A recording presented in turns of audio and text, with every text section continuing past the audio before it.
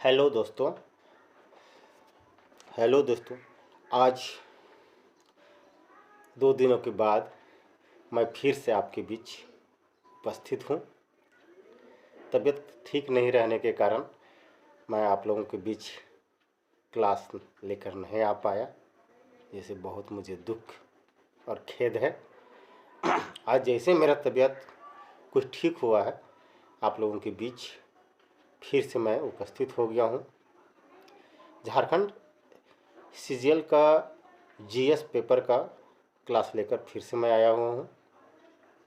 आज मैं भारत की बारे में कुछ इम्पोर्टेंट जीएस तथ्य लेकर के आया हूँ जो आप लोगों को फायदे होंगे, जो बेसिक रूप से आपको जानना बहुत ज़रूरी है।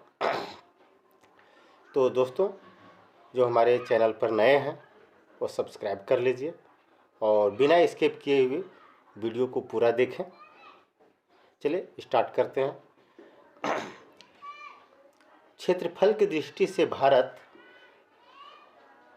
का विश्व में स्थान 7वां है। तो दोस्तों, आप लोगों को पता है कि सबसे बड़ा देश रूस है क्षेत्रफल की दृष्टि से। जनसंख्या की दृष्टि से विश्व में भारत का स्थान दूसरा है। दोस्तों, क्या आप लोग को पता है कि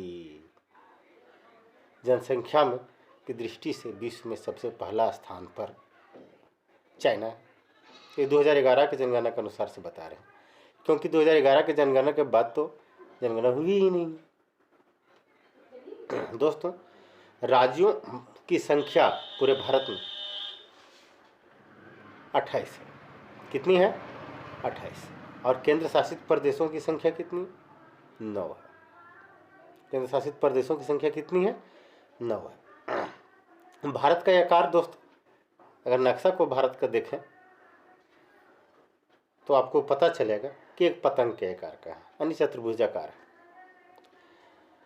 अगर इसका उत्तर से दक्षिण की लंबाई अगर हम देखें तो कितना है? 3214 किलोमीटर।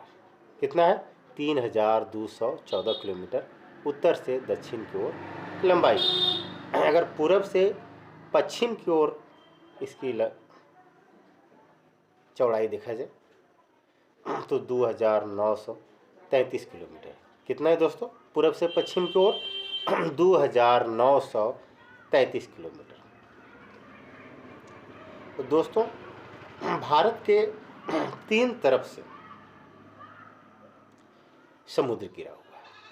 कितने तरफ से समुद्र घिरा हुआ है? 3 तरफ से समुद्र घिरा हुआ है। पूरब में बंगाल की खाड़ी है दोस्तों, पश्चिम में अरब सागर है और दक्षिण में हिंद महासागर है। पूरब में बंगाल की खाड़ी, पश्चिम में अरब सागर और दक्षिण में हिंद महासागर दोस्तों। और उत्तर में तो हिमालय है, आप लोगों को पता है। इंडिया का मुकुट किसको कहा जाता है दोस्तों? जम्मू कश्मीर को, क्योंकि सिर हमारा वही समझिए है, वहीं से हमारा भारत का मुख्य भूमि शुरू होती है। और भारत का दक्षिणतम भूमि क्या है दोस्तों? दक्षिणतम भूमि कन्याकुमारी है। दक्षिणतम भूमि क्या है? कन्याकुमारी है। भारत की तट रेखा की लंबाई कितनी है दोस्तों? भारत की तट रेखा की लंबाई 7517 किलोमीटर है। कितनी है दोस्तों? 7517 किलोमीटर। और भारत के अंतिम बिंदु क्या है? भारत का अंतिम बिंदु इंदिरा पॉइंट है, जो 2004 के सुनामी में पानी में डूब गया है दोस्तों। भारत के पड़ोसी देश दोस्तों उत्तर पश्चिम में कौन है पता है? पाकिस्तान और अफगानिस्तान है। उत्तर पश्चिम में कौन है? पाकिस्तान और अफगानिस्तान। उत्तर पूर्व में दोस्तों चीन, नेपाल और भूटान है। उत्तर पूर्व में हमारे पड़ोसी कौन कौन है? चीन, नेपाल और भूटान है। और पूर्व में कौन है दोस्तों? म्यांमार है, बांग्लादेश। पूर्व में कौन कौन है? म्यांमार और बांग्लादेश।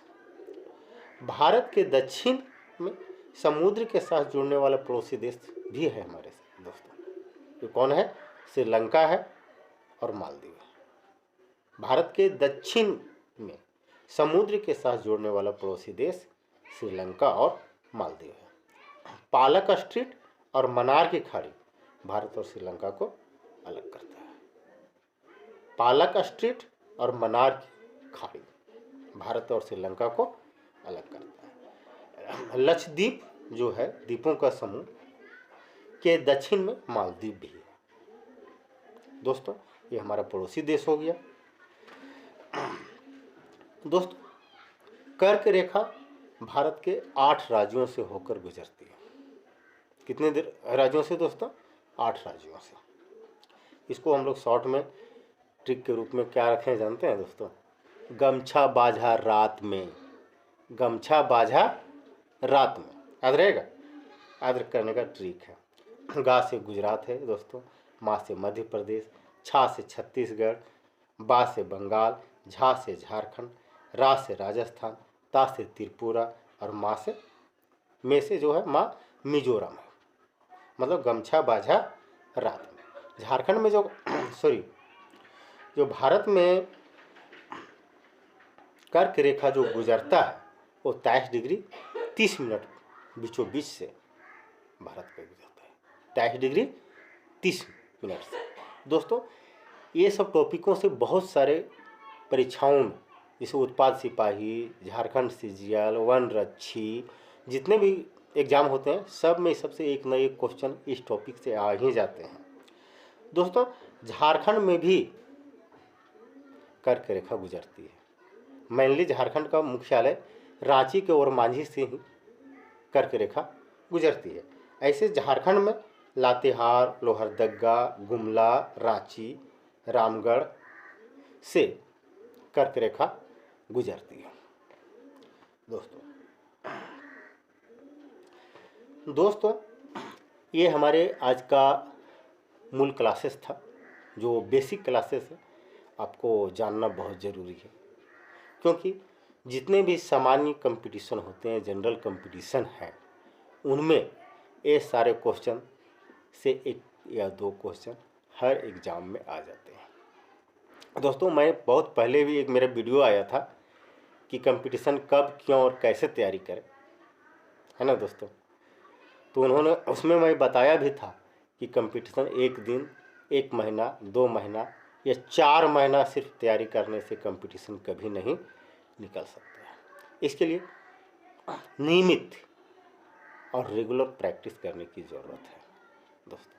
तो शुरू से शुरू कीजिए और अंतिम तक तब तक लगे रहिए जब तक आपको सफलता नहीं मिल जाए। अगर दोस्तों लगातार अगर हमारे वीडियो से आप जुड़े तो आपको नए नए तथ्यों, नए नए जानकारियों के साथ आपको क्लासेस मिलते रहेंगे। दोस्तों जो हमारे चैनल पर नए हैं वो सब्सक्राइब करना नहीं भूलें, क्योंकि जब तक आप सब्सक्राइब हमको नहीं कीजिएगा तब तक हम आप लोग पास लाइव क्लासेस नहीं आ सकेंगे, क्योंकि यूट्यूब का भी अपना एक नियम है। थैंक यू दोस्तों। अपने दोस्तों को शेयर करें ताकि उनको भी फ़ायदा मिल सके। जब आप देखें तो पूरा देखें और लाइक करें और सब्सक्राइब करना तो नहीं भूलें, क्योंकि जब भी मेरा वीडियो जाएगा तो आपको नोटिफिकेशन पहले मिलेगा। थैंक यू, धन्यवाद।